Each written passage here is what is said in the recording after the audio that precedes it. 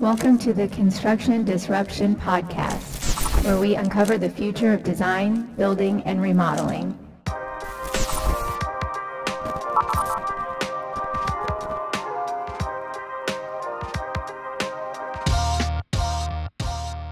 I'm Todd Miller of Isaiah Industries, manufacturer of specialty residential metal roofing and other building materials. And today I am your host of Construction Disruption. So we are into season 2 at this point. And once again, we are doing challenge words, where both the guest and myself have been given a word that we are challenged to work into the conversation as seamlessly as possible. So you, the listener, can be listening to see if you recognize our challenge word. So I got a couple quick stories to tell our audience here before we get started. First one, this was kind of cool. So everyone's been familiar in recent years with the resurgence of vinyl records and listening to records on vinyl again. We get away from all the CDs and stuff. Well, I saw this thing the other day that someone has come out with a record player that is entirely made of chocolate. It sounds pretty sweet when you listen to it.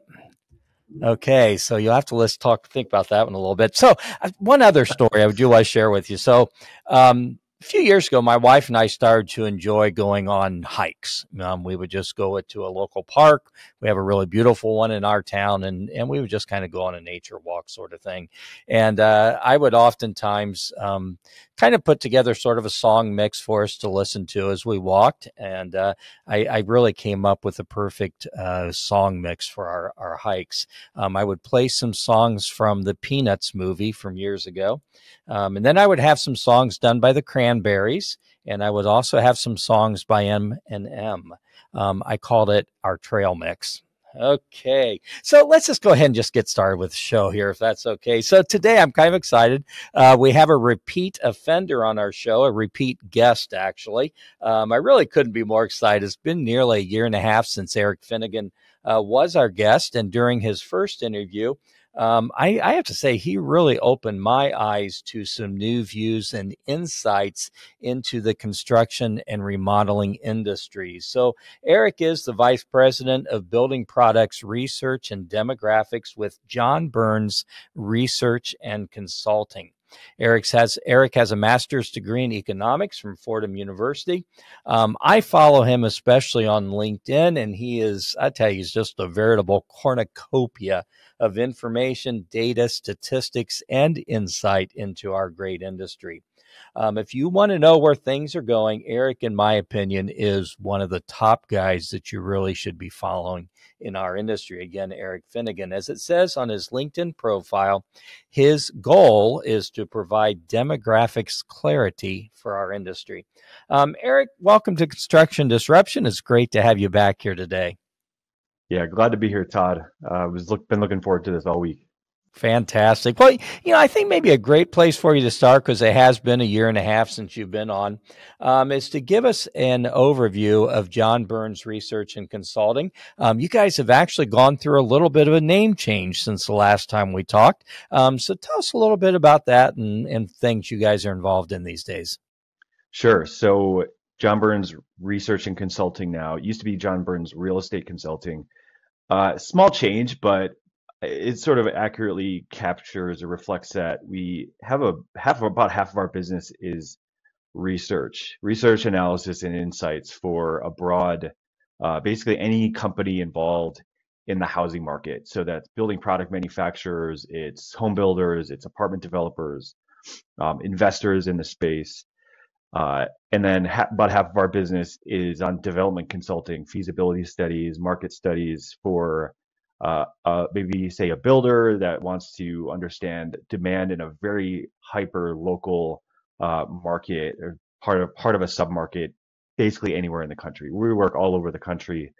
I really have over the last year. So what we try to do is distill down. We try to capture what's happening today. It's based on all of the resources that we can pull together, market studies, data out there. We talk to people out there in the market that are selling homes, building homes, and understand today really in service of planning and really understanding and making decisions about the future.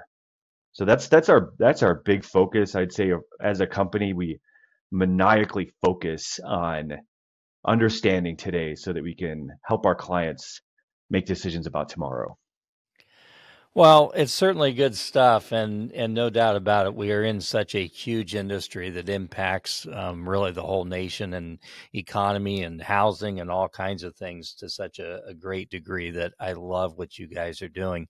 So that's kind of my feelings as far as why it's really neat what you guys are doing and an important part of the industry. I'm kind of curious for you personally, what really interests you about construction and remodeling industries? What kind of captures your, hey, this is why I'm passionate about this? It's a good question. I think there's a couple of different answers to that. One is I'm a data guy. I've never built a home myself. We just bought our first home, so I actually haven't done any remodeling yet, other than some light repairs. But I think Oh, what you will. It'll catch you I will, eventually. yes, definitely. I'm looking forward to that, actually. But the thing that I would say I'm most passionate about is the fact that the work that we do in this industry touches every single person in the country every single day of their lives. It's where they fall asleep at night. And you look at there's these like the Maslow's hierarchy of needs. So it's the foundation is secure housing, right? Many of us, we want to feel secure in our home. We want to be proud of it. It's a long-term investment.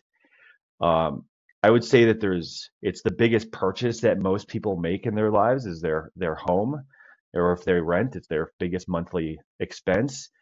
And I think personally, it's a really exciting place to be. I mean, I've moved around so many times since I was, left my, house where I grew up to go to college, and just seeing all the different way I've lived over the last, say, 20 years, everyone else lives. You can really learn a lot about people also by understanding what choices they make around housing. So there's a lot of different answers to that, but I think that just the fact that anyone listening to this has a home, right? And it affects everyone. Yeah, good stuff. Well, when we met before, and we were on the show, we were still pretty much in the midst of COVID. At this point now that it's at least somewhat, we hope, in our rearview mirror. How do you see things shaking out since the pandemic? Any particularly maybe surprising permanent impacts you think from COVID? Yeah, I remember when we chatted last time, it was a little bit at the tail end, and we were wondering, hey, a lot of stuff, so much has changed since the beginning of COVID, right? Like house prices skyrocketed. Um, a lot of people working from home for the first time. Um, moving further and further from their offices. Uh, Mortgage rates had, went down to record lows, and then they were, I think, right in the middle of our conversation, they were skyrocketing in a Yes. pretty big way. Um, so right around then, I remember thinking we were thinking, what does this do to housing, right? If mortgage rates go from under 3% to ultimately over 8% at one point in the span of about a year and a half. And a couple of things have I think become more clear by this point. One is that um, about 30% of workdays. So let me just say that again, because I'm trying not to speak like an economist sometimes, but my mind thinks that way. There's millions of people working from home at least half of the week now, Hmm. a third to a half of the week, right? So I'm working from home right now. I need a whole room in my house to do that. Um, and I'm one of, like I said, millions of people. So there's millions of extra rooms in homes being used today that were not used 5 years ago. So just think of, people need more space. They need more privacy. If they were living with roommates before, now uh, more of them are willing to pay for an extra bedroom in their apartment so that they can work from home. They're willing to move further out where they can afford larger homes. So this work from home piece has, I think, permanently shifted the housing market in a way that something like the automobile affected the housing market. Something like phones affected the housing market, letting you live farther and farther away from the place that you do business or maybe some of your family. This work from home, the technology has been there for 10 years or so to allow it to happen, but it really took the drastic shift from COVID to actually have people realize on a really mass scale, it can be done. It can be done really effectively. So I would say the work from home phenomenon is a permanent shift. Very interesting. There's a few others too. Like I would say, when mortgage rates were record low, under 3% in many cases for people, millions and millions of people refinance their mortgage. So we have about 3/4 to 80% of outstanding mortgages today are under 5%. So they're paying a rate that's pretty far under where they would have to reset their rate if they go to refi or they go to move. So it's just this long-term, large financial incentive to just stay put. Mm-hmm. So it's what we've been calling the lock-in effect. It's pretty well known at this point. And the FHFA, which is a federal housing finance agency, just came out with a study actually this week pointing out how much of an impact that's had on housing. And it's responsible for hundreds of thousands of home sales not happening. So like hundreds of thousands of households that would have moved at this point just haven't. So that's kept resale inventories low. It's kept prices high. It's actually a really good piece for remodeling if you're in the remodeling industry, where instead of moving to a larger home, a trade-up home, for instance, or if you're say a 65, 70-year-old and maybe you think about trading down or moving somewhere else, it's a big incentive to actually stay put and upgrade and improve your current home. So we've seen that a lot in our remodeling surveys, actually. Yeah. It's been interesting over the years. I mean, we manufacture fairly high-end roofing materials, and we have always seen and heavily focused on the remodeling market. And we have always seen that we kind of go the opposite of the economy. When new construction is down and people are staying put, we tend to grow. So it makes a lot of sense. Well, I saw recently on LinkedIn where you had put a post out about recently released 2023 census information. And, that information tends to not necessarily have impact, but show a lot happening that's going to affect housing. What are some high points of that recently released information that you can share with us? Sure. So it's one of the most exciting days of my year, I would say. And don't tell anyone that, because I'm just a huge nerd. So I mean, there's a couple of different pieces. One is that we know so the census basically estimated 2023 population for every county across the country. And what we found out was that, like before, suburbs are the growth engine of the country's population and of the housing market. The suburbs grew about 1.2 million people last year.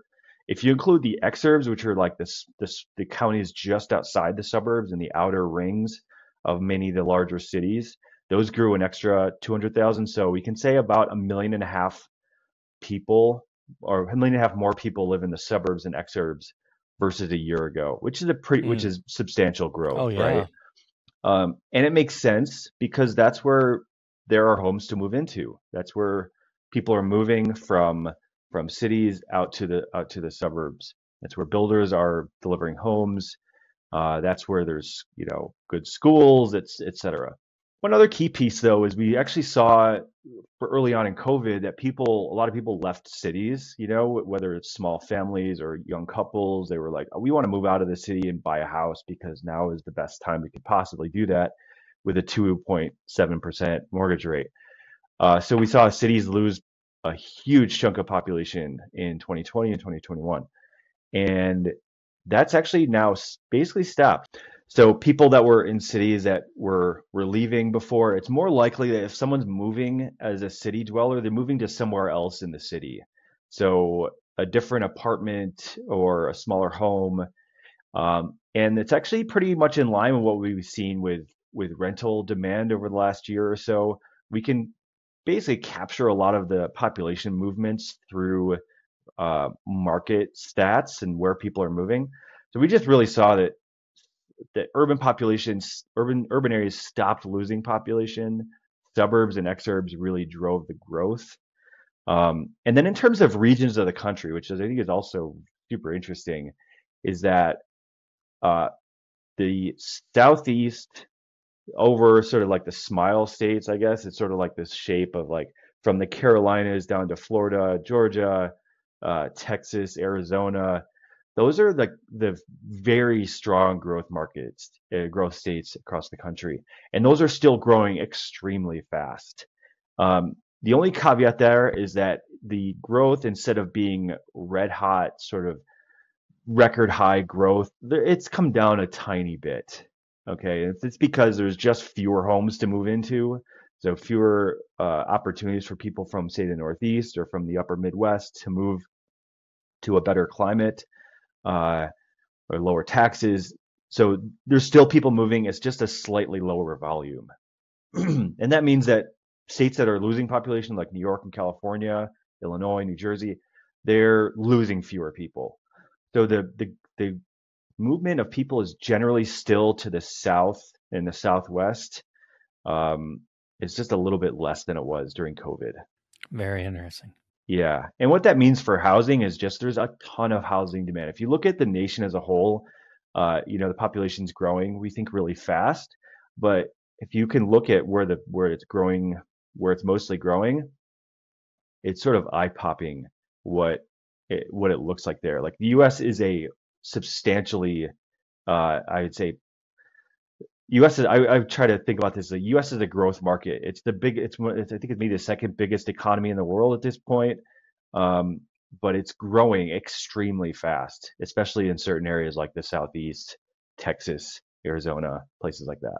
Very good. Well, I like that when you talked about the Southeast as the smile states. I never really heard it that way or thought of it, but I'm going to remember that, because now I think of, okay, those are the states where crocodiles live. I never smile at a crocodile, but actually alligators live there. But still, I'll make the connection. I'll remember that. So cool stuff. So how do you see this population shifts and shrinkage? I understand how it impacts housing and demand, but how is it impacting remodeling, and what's happening with our housing stock and aging, and what do you project going out with remodeling? It seemed like last year we kind of saw, especially in higher end remodeling, a little bit of a soft year.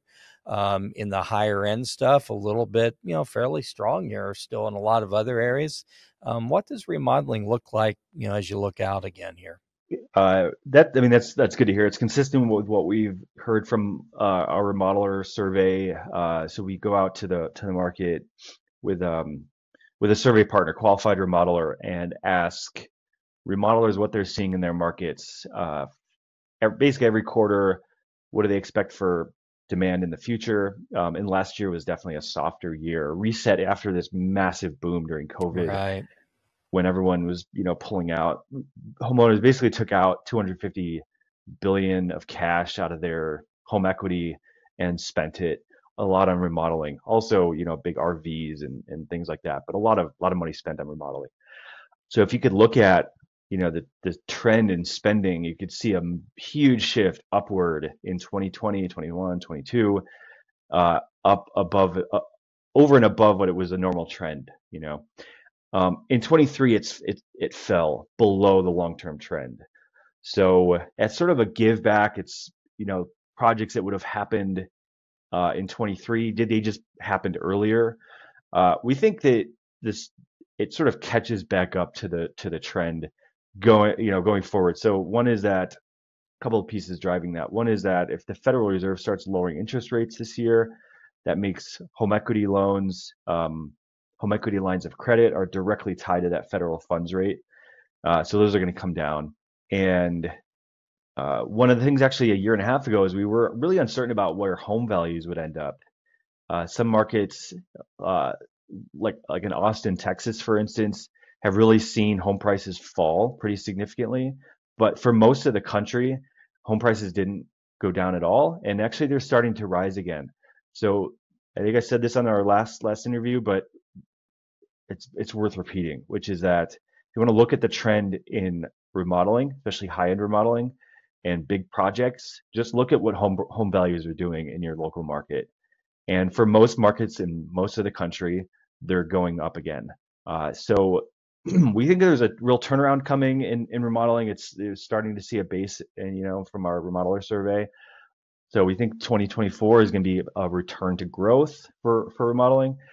And then in terms of parts of the country, I would say it's two factors. One is that what is the age of the housing stock, right? So we've identified this period of time, sort of 20 years after the home is finished, that most of the major systems and most of the major components of the house are now obsolete. They require replacement or upgrading. So it's this 20 to sort of, they call it 39, but 20 to 40 years. So that 20-year window, most of the home gets upgraded. And this is true across the country and across time. So it's a pretty predictable upgrade cycle.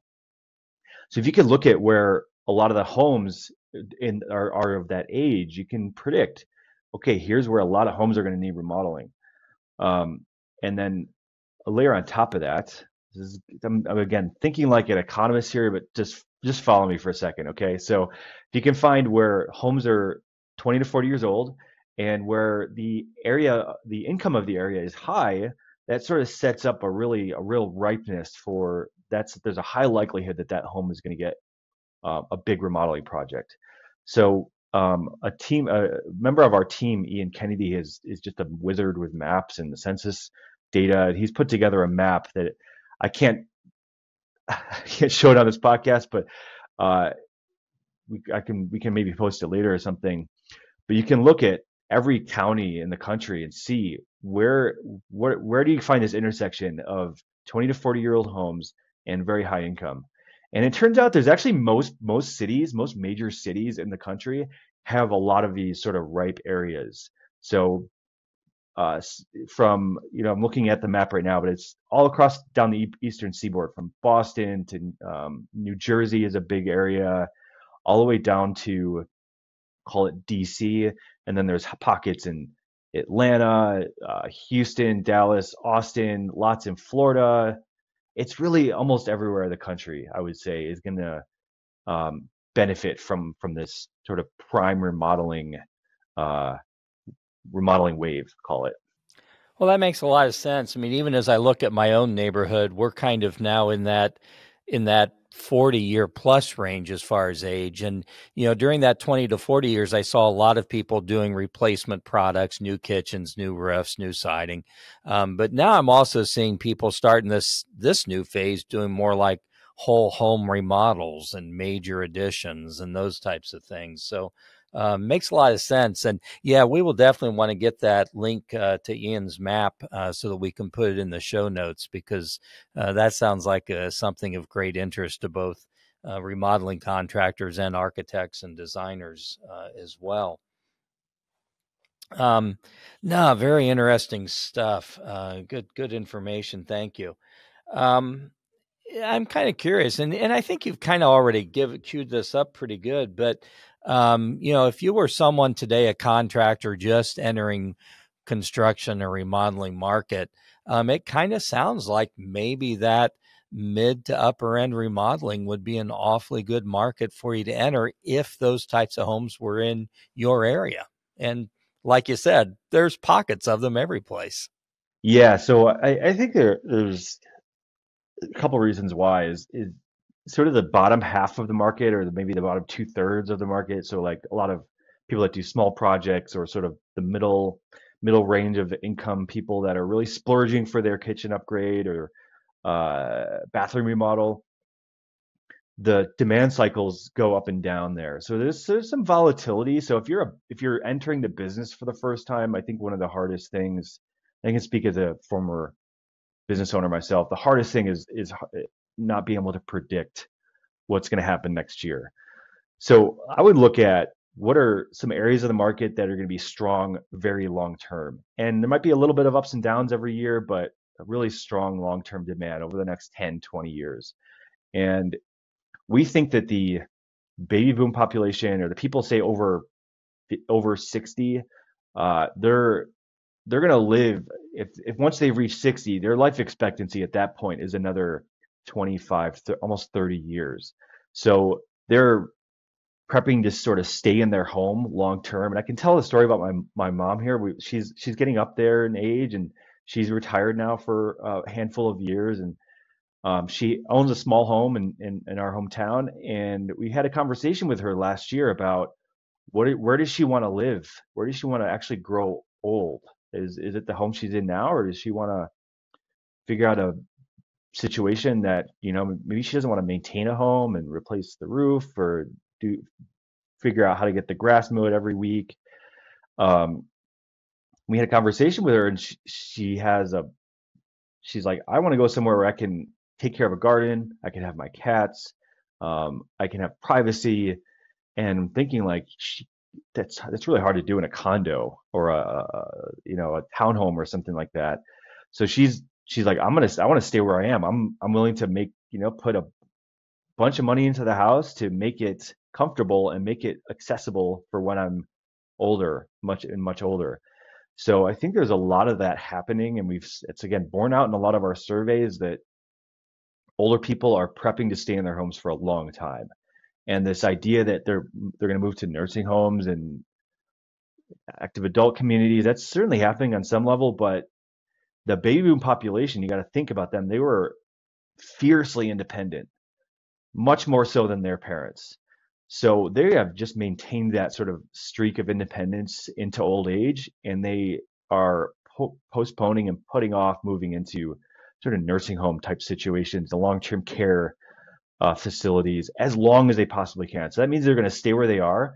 And the baby boom population as a whole has about 72 trillion of net worth today. So it's not split evenly across the population. The median is somewhere between 300,000 and 500,000 for the baby boomers, but they have money to spend and they can't take it with them. So they're actually, a lot of them are spending it now on remodeling their home, or they're helping their adult children buy and rent homes. We think that really that part of the market that's serving baby boomers, especially at the high end, is a very strong market and will be for the next 10 years, 20 years. Very interesting. You've touched on it already. You've talked a little bit about, baby boomers, maybe even moving into Gen X.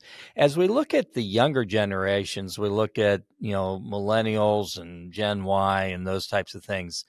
Are you seeing any real different trends from them in terms of what they want in terms of housing? Now, my son is, I guess, kind of on the young edge of millennials, but honestly, he wants nothing to do with home ownership. I don't know if that is typical of his age or if he's just the outlier, which he probably is. But are there any trends you're seeing in those younger generations? So it makes sense that your son at the younger end of millennial is not thinking about home ownership. I would say I'm at the other end of the millennials. I'm just turned 40. So I was born in 83, which is, in the first few years of the millennial generation. And the question about 10 years ago when I was in this space was the same kind of question, like, are millennials gonna buy homes? And it's this big question, right? So we graduated college and entered the job market in the worst financial crisis, the worst recession since the 1930s, and tons of student debt. And it was, this whole idea that nobody wanted to own anything. So we would take Ubers everywhere and rent apartments and get, dinners delivered from, all these apps and whatever. And is this a big shift from what came before? And certainly some of that happened, but it turns out over the last 10 years, you get to see the leading edge of the millennial generation entered homeownership just a little bit later, just a couple of years later than the people that came before them, the Gen Xers. So the median age of first-time homebuyers today is 35. So that means by the time If you look at 35-year-olds today, half of them are homeowners, half of them aren't. And the general trend is that by the time people reach, the average of 45, 50, 55, there's a massive increase in the number of people that own homes. And we don't have the data yet to point to the millennials doing that, but they are following the exact shape of the increase in homeownership that the Gen Xers did and that the baby boomers did. So it's happening. It's just a little bit delayed, right? So, and I think that the thing was with homeownership doesn't make sense until it does. And then one day, or over the span of a year, like I could just tell from my own personal experience that I was so not against owning, but it just did not make sense for me. I was moving occasionally. I left New York City in 2015. I came out to Colorado. I lived in Breckenridge. I was like snowboarding every day for a year. Took a year off to sort of reset. It just didn't make sense to own a home at that point. Sure. But then it was like into my later 30s. I got married. We got a dog. My wife has a stepdaughter, or I have a stepdaughter. My wife has a daughter.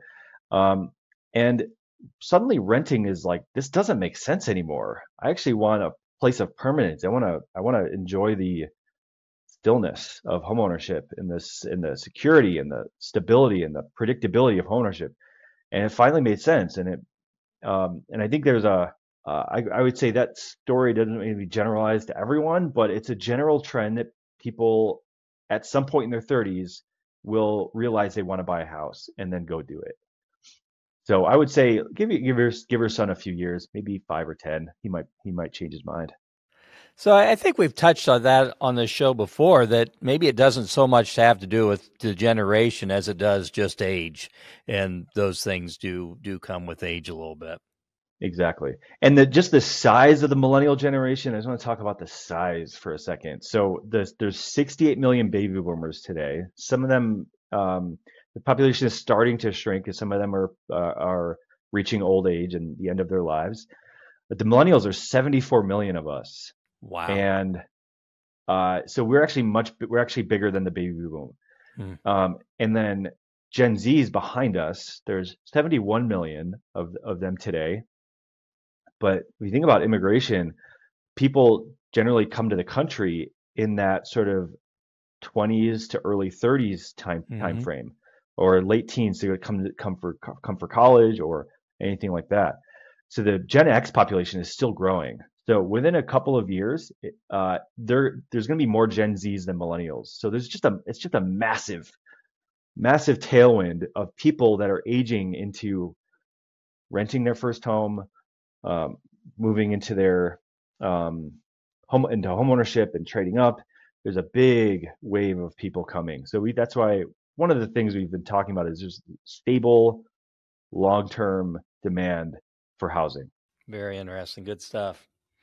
Well, let's switch gears and talk about building materials a little bit. Any growth or shrinkage trends, in particular, building material products or product types that you're seeing out there that may have an impact?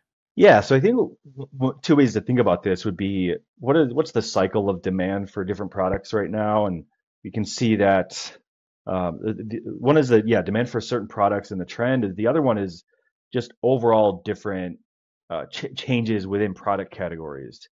So, for instance, single-family builders are ramping up production in 2024, and they were in the second half of 2023 as well.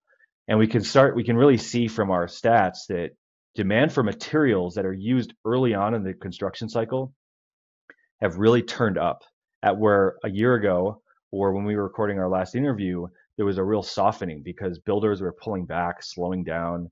So the demand for lumber, demand for certain other roof trusses, things like that were falling. Now that's actually growing pretty significantly. And because there was a big slowdown a year ago, the demand for materials that are used at the tail end of a single family home being built and developed, those are actually pretty slow or slower right today. So things like wallboard or landscaping materials, things like that. So we can kind of look through the cycle there. But I think there's other more interesting sort of longer term shifts within product categories. Look at like where's innovation happening today? What kinds of innovations are taking off?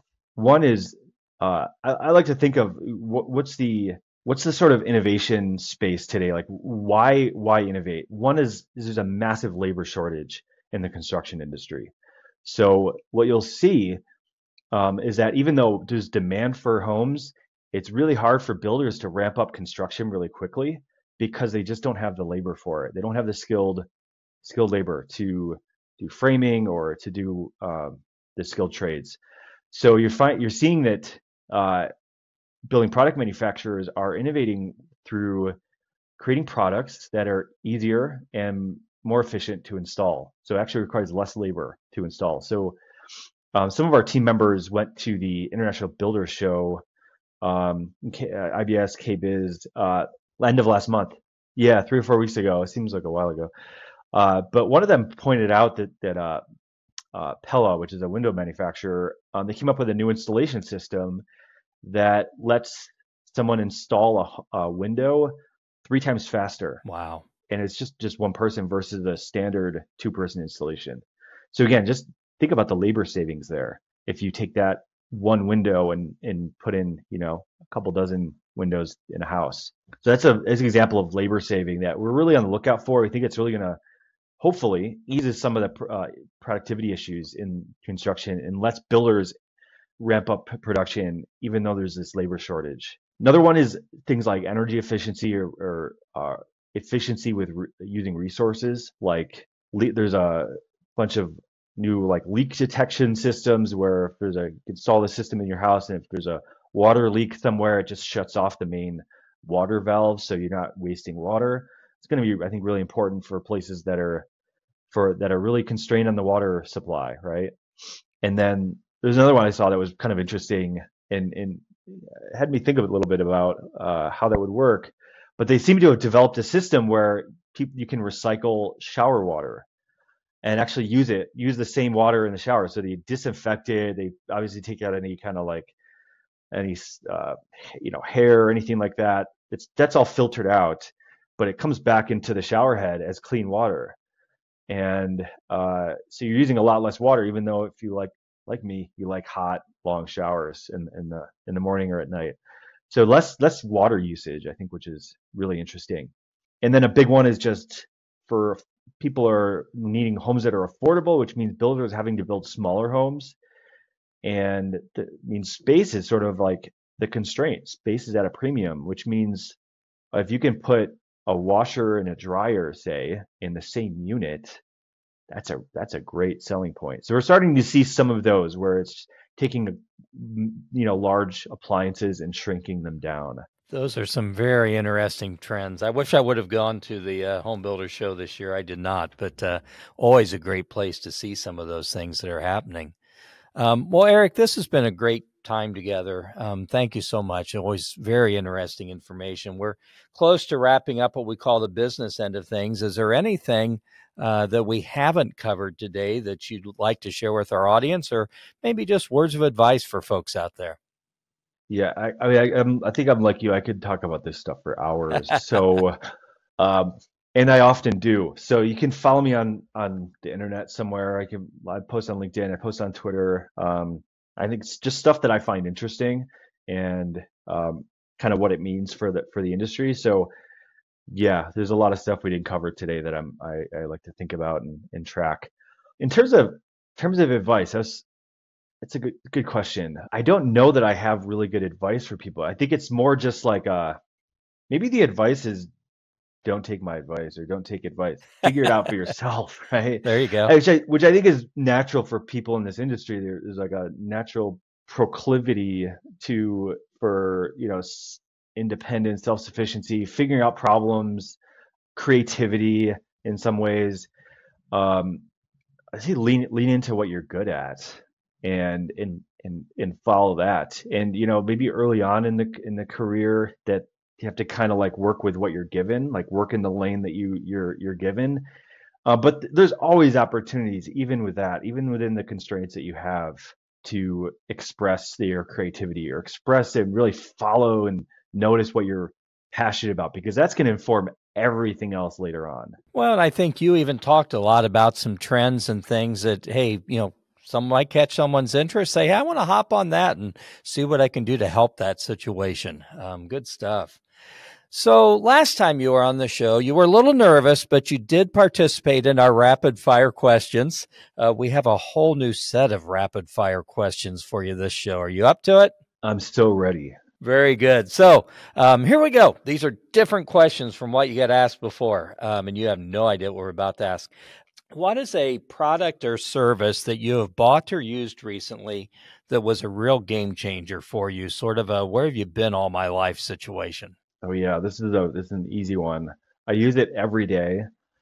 It costs less than $15, but it's a book light that is like colored. It puts out red light. So if you're reading at night, which I often do, and I'm a little bit neurotic about not getting super bright lights in my eyes at night because sleeping wise. So I clip this on the back of a book and it just gives you great light to read at night. Wow. It's a game changer. That is cool. Good stuff. Okay, question number 3. What is your favorite sushi roll? Sushi roll. I love when they have like little crispy pieces of, I guess, tempura or something on the outside of the it's kind of sprinkled on top with but it's like I'm easy to please with sushi as long as it has like a salmon or a tuna or a avocado in it. I love sushi. It's hard to stop eating. It's really hard for me to stop eating sushi. I don't know if you have that problem, but it's like Yes. these little bites. How do you get full on little pieces like that? They're like little snacks. Good stuff. Well, my wife and I ate at a ramen restaurant the other day, and they had something called a crab rangoon roll, and it was incredible. So if you ever any place has a crab rangoon roll, you got to try that one.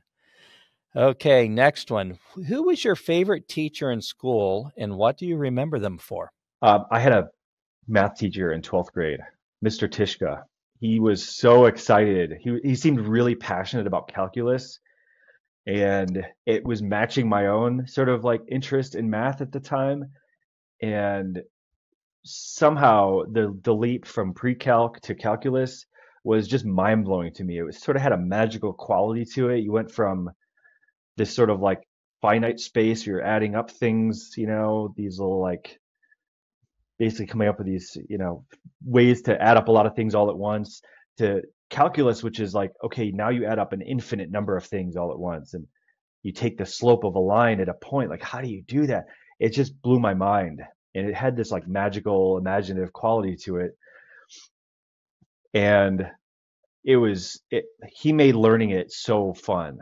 It was also where I was like, this is something I'm like passionate about this somehow. I don't know how or why, but I'm really interested in math.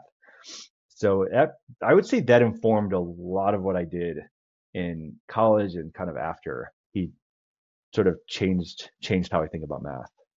Good stuff. I had a couple of late high school teachers who did something very similar to me, but with words. Calculus ended up being lost on me in the end, but great memories. Next question. What would you like to be remembered for at the end of your days? I would like to be remembered I'd love to be remembered as being like having a lot of integrity, whether that's I'm doing what I say, like things I say I'll do, I actually do it. Who I am in the world matches who I am inside, right? Like that you get the same person that I know myself to be internally. That to me is, I think people can pick up on that if there's like a fundamental congruence or incongruence between the interior and the exterior and what someone's thinking or how they're feeling versus how they're interacting with you. I want to be remembered as like a guy who's just in integrity with the world and integrity with myself. I love it. That's great. Sounds like authenticity just to a large degree. Exactly. Next to last question. How would you describe your job to a 3-year-old? I would say, hey, you see those construction workers out there? You see those people building that house, people hammering the nails and laying the foundation. I help them think about about tomorrow, what they're going to do tomorrow. So they know what they're doing today. They're focused on building that house and laying that foundation. I help them decide what to do tomorrow. Good answer. Last rapid fire question. Tell us a weird fact that you just happen to know. I just saw this last night. So I have a fun fact is that I have a book right on my bookshelf called 2,201 Fascinating Facts. It was my favorite book as a young kid. And I don't remember anything from that book right now, but what I remember is I read this fact last night that the word helicopter, so it's these two syllables, or maybe it's three, helicopter, right? 3 syllables. And it sort of naturally splits between heli and copter, right? But the root of it, the sort of like etymology, I think is the etymology of it is it's the second half, PTER, is its own sort of like word. So it means sort of wing. It's like the same word of like pterodactyl, PTER, right? Yeah. So it sort of like has its own meaning to it. And so I for some reason I thought helio was one and then copter was the other word, but it's actually splits at PTER, helioc, and pitter. So that is an interesting and weird fact, Eric. Good, very interesting. Thank you. You're welcome. Well, thank you again, Eric. So why don't you remind us, for folks who want to follow you, maybe even get in touch with you, how can they best do that? So you can follow me if you're on Twitter or it's X, whatever they're calling it these days. It's just my first and last name, Eric Finnegan. You can find me on LinkedIn as well. There's actually another person involved in real estate with my same exact name, and we both have beards, and we look around the same age, so it's not that person. So it's Eric Finnegan from Colorado. I work at John Burns Research and Consulting. You can our website is jbrec.com. You can find me there. We have a huge team, so anything I've talked about today is informed by a lot of the work our team has done. It's just a all-star, really set of all-stars here. So John Burns Research and Consulting, jbrec.com. Awesome. I give shout outs to you folks all the time because of the great information you provide. It's really good. Fantastic. Appreciate that, Todd. Thank you. Well, thank you again for being on the show. We appreciate it. We were both successful with our challenge words. Eric had the word maniacal. Yeah, it's easy for me to say. Maniacal, which he worked in very early on. And I had the word crocodile, which I got squeezed in there eventually as well. So congratulations. Thank you. Yes, I'm glad to have beat the challenge this time. I totally failed the last time, so I made sure to work it in early. You did it. Thank you. That may have been the first time we ever did it with your previous episode. I'm not even sure, but so thank you again. And I'd like to thank our audience for tuning into this very special episode of Construction Disruption with Eric Finnegan, Finnigan, of John Burns Research and Consulting. Look for his contact information also in the show notes for this episode. So don't forget to watch for future episodes of our podcast. We're always blessed with great guests. Please leave a review on Apple Podcasts or YouTube. Until the next time we're together, keep on disrupting and challenging and looking for new and better ways of doing things. And don't forget to have a positive impact on everyone you encounter. Make them smile, encourage them, simple yet powerful things you can do to change the world for somebody. So God bless and take care. This is Isaiah Industries signing off until the next episode of Construction Disruption. This podcast is produced by Isaiah Industries, manufacturer of specialty metal roofing and other building products.